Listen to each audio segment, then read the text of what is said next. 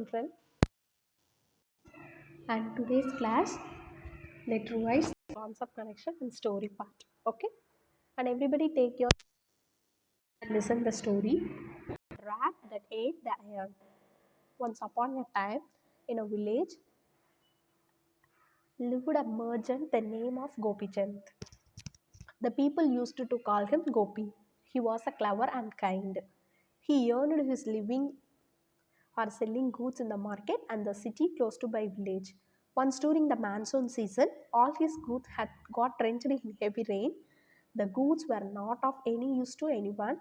So Gopi had heavy losses. So Gopi became very poor and was left with no money at all. So he finally thought that traveling to a different city. Gopi thought finally he wants to travel to another city and he could buy some goods from there and to sell it to profit gets over his losses. Alas, he was too poor so to have any money, no money to spend on the travel. So he taking a risk, sold all his belonging to make some money for the travel and business. Next day, while packing the leftover goods, he found the set of heavy iron scales given by him ancestors. As they were heavy, he thought of keeping them safe with his friend. So Manu, his friends, and who was also a merchant in the same village.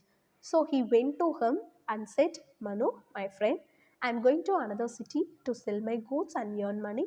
So I have these heavy iron scales that I can't carry with me. So can you keep them safe with until I return?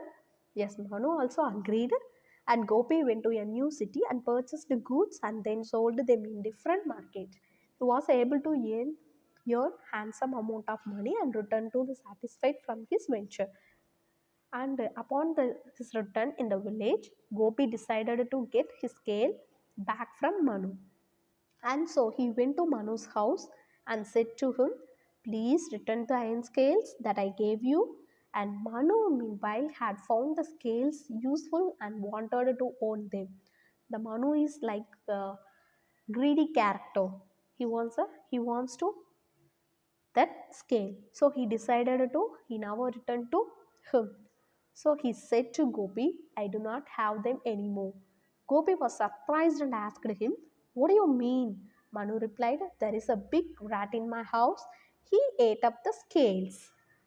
At once, Gopi realized Manu's trick and he knew no rat could never eat anything as a hard to iron. But he said in a calm voice, If the rat has eaten the iron scales, nothing can be done now, said Gopi. And Gopi said, I am going to take a bath in the river. Can you send me your son with me to look after my clothes while I take bath? Okay, Manu agreed and sent his son to follow Gopi to the river.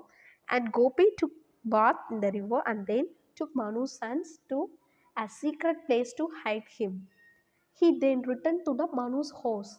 When Manu saw Gopi alone, he asked in surprise, Where is my son? And Gopi replied worriedly, I feel sorry for you.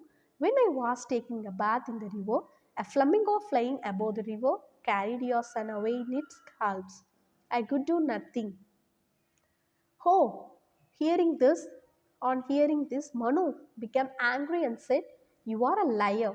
A flamingo can never a boy as a big as my son. I shall complain about you to village elders. So Manu went to the village elders and complained about the Gopi.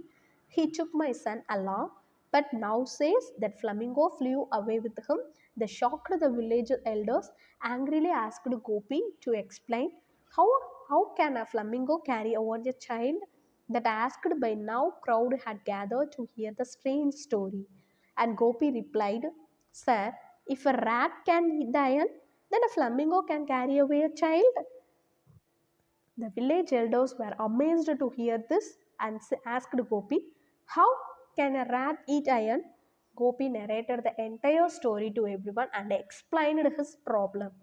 Everyone in the crowd laughed when they heard the story that Manu had made up his greed. Manu felt ashamed. He realized his mistake and returned to the iron scales to Gopi. And Gopi brought Manu's son back. Manu had learned his lesson. Honesty is the best policy. What is the story? Moral of the story: honest is the best policy. We should always be honest. Okay.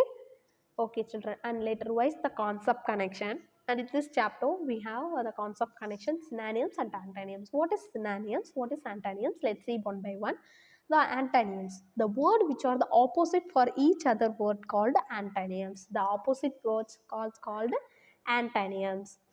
So see the example. Word which are the opposite to each other called antonyms: cruel, kind, begin, end. And let's see some other example for antonyms: give, take, love, hate, more, less, right, left, forward, backward, weak, strong, ascend, descend, sweet, sour. So everybody clear? Good. And let's see the synonyms. Words which have the same or similar meanings are called synonyms. The words which have the same or similar meanings are called synonyms. For example, fix, repair, pretty, beautiful. My telephone is not working too. I need to fix it. My telephone is not working. I need to repair it. The same meaning. Different words give the same meaning. That is called synonyms. Pretty and beautiful. The flowers are pretty. The flowers are beautiful. The same meaning. The next one, let's see some other example for synonyms. Brief, short, silent, quiet, entire, whole, broad, wide, rich, wealthy, enemy, foe, modern, new or latest, tell, narrate, large, huge, pain, egg. So everybody clear about the concept connection? Good. Now it's time for homework, and today's homework is complete page number 62 and 63 from your workbook. Once you're done your homework, post it in Google Classroom Grade 3 English. Stay safe and stay home. Eat healthy food and drink more water. Stay safe and stay home. Thank you, children. Thank you so much. We will see in the next class. Thank you.